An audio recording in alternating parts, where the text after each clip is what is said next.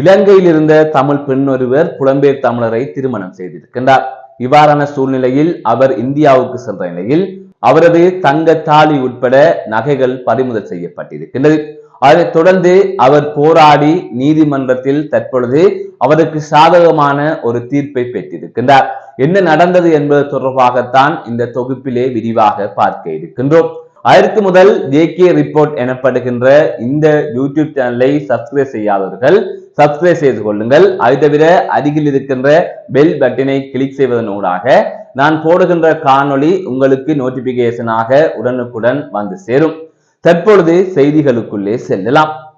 இலங்கையில் இருக்கின்ற தமிழ் பெண் ஒருவர் கடந்த 2023ஆம் ஆண்டு பிரான்சில் வாழுகின்ற புலம்பெயர் தமிழரை இந்தியாவிலே அதாவது தமிழகத்திலே திருமணம் செய்திருந்தார்.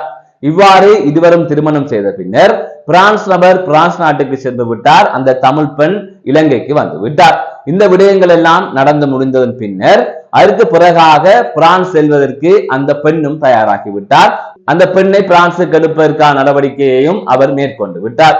இந்த நிலையில் தான் அதே ஆண்டு அதாவது கடந்த 2023ஆம் ஆண்டு மார்கழி மாதம் இந்தியாவிற்கு அந்த பெண்ணும் அதாவது அப்போது புதுமண பெண்ணாக இருந்த இலங்கை தமிழ் பெண் தனது மாமா மாமி உறவினர்களுடன் இவ்வாறு தமிழகத்திற்கு சென்றிருக்கின்றார். அப்போது சென்னை விமான நிலையத்தை அவர் சென்றடைந்த போது அவரின் தங்க தாலி அதிக எடையுள்ளதாக இருப்பதாக கூறி அந்த தங்க தாலி உட்பட பல நகைகளை அங்கு பணியாற்றுகின்ற சுங்கத்துறை பெண் அதிகாரி ஒருவர் பறிமுதல் செய்திருக்கின்றார். இதனால் அந்த பெண் அதிர்ச்சி அடைந்திருக்கின்றார். தான் அணிந்து கொண்டு வந்த தாலி உட்பட அனைத்து தங்க நகைகளையுமே இவர்கள் பறிமுதல் செய்து விட்டார்களே. 11 பவுன் தங்க தாலியையும் பறிமுதல் செய்து விட்டார்கள். அதை தவிர தாலி என்பது ஒவ்வொரு பெண்களுக்கும் புனிதமானது. அப்படி இருக்கின்ற போது தனது தங்க தாலியை பறிமுதல் செய்து விட்டார்கள் இவர்கள் என்று அந்த பெண் அதிர்ச்சி அடைந்திருக்கின்றார். அதற்கு பிறகாக அந்த விடயத்தை அப்படியே விடாமல் அந்த பெண் சென்னை உயர் நீதிமன்றத்தில் வழக்கு ஒன்றினை தாக்கல் செய்திருக்கின்றார். இவ்வாறு நான் கடந்த 2023ஆம் ஆண்டு திருமணம் முடித்து இங்கிருந்து சென்றேன். தற்பொழுது மீண்டும் இங்கே வந்திருக்கின்றேன். பிரான்சுக்கு செல்வதற்காக நான் வந்தபோது விமான நிலையத்திலே என்னுடைய தங்க தாலி உட்பட பல நகைகள் பறிமுதல் செய்யப்பட்டிருக்கின்றது என்று அவர் கூறியிருக்கின்றார். அதாவது அவர் தரப்பு சட்டத்தரணி கூறியிருக்கின்றார். ஆனால் தொடர்ச்சியாக இந்த வழக்குகளை விசாரித்த சென்னை உயர் நீதிமன்றம் கடந்த வாரம் இது தொடர்பான தீர்ப்பினை வழங்கியிருக்கின்றது.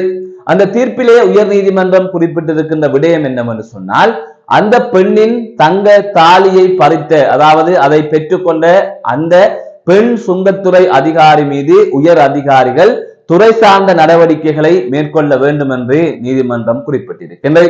அதனை தாண்டி இந்து மக்களுக்கு தாலி என்பது புனிதமானது. அப்படி இருக்கின்ற போது அதனை இவ்வாறு கலட்டி பறிமுதல் செய்வது என்பது ஏற்றுக்கொள்ள முடியாத செயல் என்றும் நீதிமன்றம் தெரிவித்திருக்கின்றது. அது தவிர அந்த பெண்ணின் அந்த தாலியை அதாவது 11 பவுன் நிறையுடைய தங்க தாலியை மீளவும் அந்த பெண்ணிடம் ஒப்படைக்குமாறும் சென்னை உயர் நீதிமன்றம் தீர்ப்பளித்திருக்கின்றது. அது தவிர 10 தங்க நகைகளுக்கு மேலாக வெளிநாட்டில் இருந்து வருபவர்கள் அணிந்திருந்தாலோ அல்லது உடைமையில் வைத்திருந்தாலோ மறைத்து வைத்திருந்தாலோ அவற்றை விமான நிலைய அதிகாரிகள் பறிமுதல் செய்யலாம் என்றும் நீதிமன்றம் கூறியிருக்கின்றது. இந்த சம்பவம் தொடர்பான செய்திகளை தமிழ்நாட்டு ஊடகங்கள் வெளியிட்டிருக்கின்றன. ஆகவே இந்த தீர்ப்பு என்பது அந்த பெண்ணுக்கு ஒரு முக்கியத்துவம் வாய்ந்த தீர்ப்பாக மாறியிருக்கின்றது.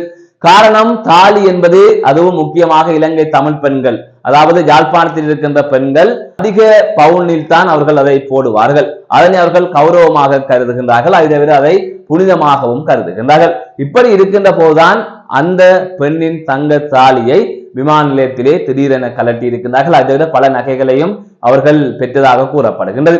அதாவது பெண் சுங்கத்துறை அதிகாரி அந்த பெண்ணிடமிருந்து பறிமுதல் செய்ததாகவும் தெரிவிக்கப்பட்ட நிலையில் தான் இவ்வாறு அந்த பெண் வழக்கு தொடர்ந்து அதிலே வெற்றி பெற்று அந்த தங்க தாலி உட்பட நகைகளை மீளவும் பெற்றிருக்கின்றார். மற்றொரு செய்தியாக தற்பொழுது தையிட்டியிலே போராட்டம் ஒன்று மேற்கொள்ளப்பட்டு வருகின்றது. இந்த செய்தி வெளியாகின்ற இந்த நேரத்திலும் போராட்டம் நடைபெற்றுக் கொண்டுதான் இருக்கின்றது. நேற்றைய தினம் மாலை 4 மணி அளவில் அங்கே போராட்டம் ஆரம்பிக்கப்பட்டிருந்தது. அதன் தொடர்ச்சியாக இன்றைய தினமும் அந்த போராட்டம் தொடர்ந்து வருவதாக அறிய முடிகின்றது. அதன் அடிப்படையில் தையிட்டியில் பௌத்த விகாரை அதாவது திஸ்ஸ விகாரை அமைந்திருக்கின்ற எங்களது காணிகள் எங்களுக்கு வேண்டும் என்று காணி உரிமையாளர்களால் இந்த போராட்டம் முன்னெடுக்கப்பட்டு வருகின்றது. கடந்த 1990ஆம் ஆண்டு யுத்தம் காரணமாக அங்கிருந்து இடம்பெயர்ந்து காணி உரிமையாளர்கள் வேறு இடத்திற்கு சென்றிருந்தார்கள். அதன் பின்னராக அங்கு மீள்குடியேறிய போது ஏனைய காணிகள் படிப்படியாக விடுவிக்கப்பட்ட போதிலும் 14 ஏக்கர் காணி ராணுவத்தின் உயர் பாதுகாப்பு வலயமாக இருந்தது. இந்த நிலையில்தான் அந்த காணியில் 7 ஏக்கர் அளவிலே சித்த விகாரை அமைந்திருக்கிறது. அதனை தாண்டியும் காணிகளை அவர்கள் பிடித்து வைத்திருக்கின்றார்கள். ஆகையால் அந்த காணிகளை விடுவிக்க வேண்டும். சித்த விகாரை அமைந்திருக்கின்ற அந்த காணி உட்பட எங்களது காணிகள் எங்களுக்கு விடுவிக்கப்பட வேண்டும் என்று அந்த மக்கள் தொடர்ந்து போராடி வருகின்றார்கள். அது தவிர யாழ்ப்பாண மாவட்ட ஒருங்கிணைப்பு குழு கூட்டத்திலாக இருக்கட்டும் அல்லது தெல்லிப்பளை பிரதேச ஒருங்கிணைப்பு குழு கூட்டத்திலாக இருக்கட்டும் அந்த காணியை மக்களிடம் ஒப்படைக்க வேண்டும் என்று தீர்மானம் மேற்கொள்ளப்பட்டிருக்கிறது. ஆனால் இன்று வரை அந்த காணிகள் மக்களிடம் கையளிக்கப்படவில்லை. மொத்தமாக 14 ஏக்கர் காணிகளை அவர்கள் இவ்வாறு கையகப்படுத்தி வைத்திருப்பதாக கூறப்படுகிறது. எனவே அவற்றை விடுவிக்க வேண்டும் என்றுதான் அவர்கள் இவ்வாறு போராட்டத்தில் ஈடுபட்டிருக்கிறார்கள். அதற்கு பொதுமக்களும் அரசியல்வாதிகளும் தங்களது ஆதரவினை வெளிப்படுத்தியிருக்கிறார்கள். மீண்டும் ஒரு காணொலி சந்திக்கின்றேன். நான் நடராஜ். அந்த போராட்டம் வெற்றி பெற்றிருக்கின்ற நிலையிலே சிங்கள பௌத்த மக்களுக்கு நாங்கள் ஒரு தெளிவான செய்தியை சொல்ல விரும்புகின்றோம். அன்புக்குரிய சிங்கள பௌத்த மக்களே, நாங்கள் உங்களுக்கு எதிரானவர்கள் கிடையாது.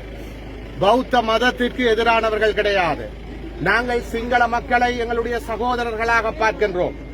பௌத்த மதத்தை அதியுச்ச அகிம்சையை போதிக்கின்ற மதமாக பார்க்கின்றோம். உங்களுக்கு நாங்கள் ஒரு விடயத்தை ஞாபகப்படுத்த விரும்புகின்றோம். எங்களுடைய விடுதலை போராட்டம் உச்சம் பெற்றிருந்த காலத்திலே கிளிநொச்சியிலே அந்த நேரத்தில் ஒரு விகாரை அமைய பெற்றிருந்தது. அந்த விகாரையிலே ஒரு விகாராதிபதி தனித்திருந்தார். அந்த விகாராதிபதிக்கு எங்களுடைய தேசிய தலைவர் மேதகு வேலுப்பிள்ளை பிரபாகரன் அவர்களினுடைய விசேட பணிப்பின் பேரில் உணவுப் பொருட்களும் போதிய பாதுகாப்பும் வழங்கப்பட்டு உரிய கௌரவமும் மதிப்பும் அந்த விகாரைக்கும் விகாராதிபதிக்கும் வழங்கப்பட்டிருந்தது.